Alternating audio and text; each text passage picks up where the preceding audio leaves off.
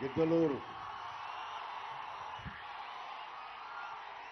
ఇదొచ్చిన పెద్దలందరికీ, అన్నదమ్ములకి, ఆడపడుచులకి, రైతాంగానికి, రైతు సోదరులకి, మబ్బుల్లో పరిగెత్తే పిడుగుల్లాంటి యువతకి, మీ అందరికీ నా హృదయపూర్వక నమస్కారాలు. ఇదే గిద్దలూరులో జన సైనికుడు వెంకయ్య నాయుడు గారిని వేధించి ఆత్మహత్య చేసుకునేలా చేశారు. ఆ రోజు మీకు చెప్పా, ఈ ఎమ్మెల్యేని ఓడించకపోతే మాది జనసేనే కాదు, నా పేరు పవన్ కళ్యాణే కాదు. ఒక యువకుణ్ణి కూర్చొని పారిశుద్ధ్యం బాగలేదు, సరిగ్గా లేవు రోడ్లు, చెత్త పడేస్తున్నారంటే వేధించి వెంకయ్య నాయుడిని ఆత్మహత్య చేసుకుని చేశారు. నేను మర్చిపోలేను. ఒక నిండు నూరేళ్లు ఒక పచ్చడి పసుపు కుంకుమతో బతకాల్సిన ఒక ఆడపడుచుని, వెంకయ్య నాయుడు గారి భార్యని పసుపు కుంకాలు చెడిపేసిన వాడు ఈ ఎమ్మెల్యే. ఈ ఎమ్మెల్యే గెలిపించాలా? ఎమ్మెల్యేని గెలిపించాలా?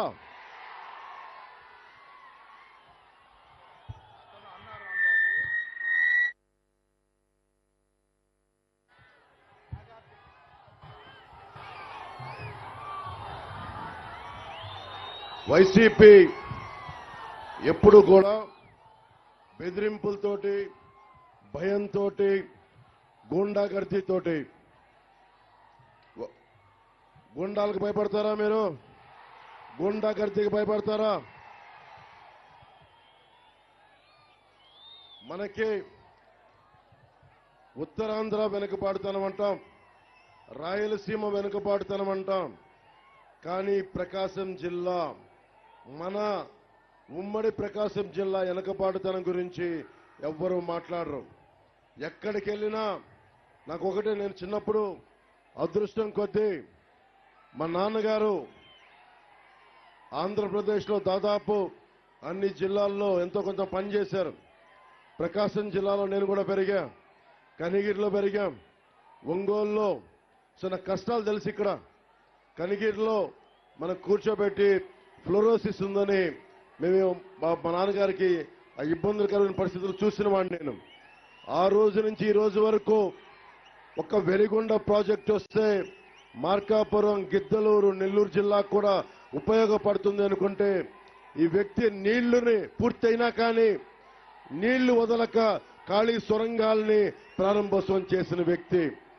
కూటమి లక్ష్యం ఒకటే, ప్రతి చేతికి పని, ప్రతి చేనుకి నీరు. ఇదే కూటమి తాలూకు లక్ష్యం. మనకి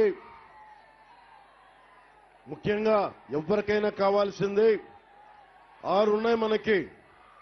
ఒకటి సాగునీరు, తాగునీరు, విద్య, వైద్యం, ఉపాధి, law and order. Law and order విషయం తీసుకుంటే వెంకయ్య నాయుడికి హక్కు లేదా? ఇక్కడ ఎమ్మెల్యే అడిగే హక్కు లేదా?